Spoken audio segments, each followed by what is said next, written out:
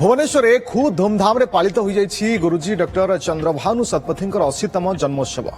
या सहित स्वरचित श्री गुरु भागवतर 25तम जन्मोत्सव मध्य पालित होइछि। एई जन्मोत्सव रे देश विदेश बहु संख्यक श्रद्धालु विद्वान व्यक्तिविशेष राजनेता एवं समाज विभिन्न वर्गर प्रतिष्ठित व्यक्ति जोग देथिले।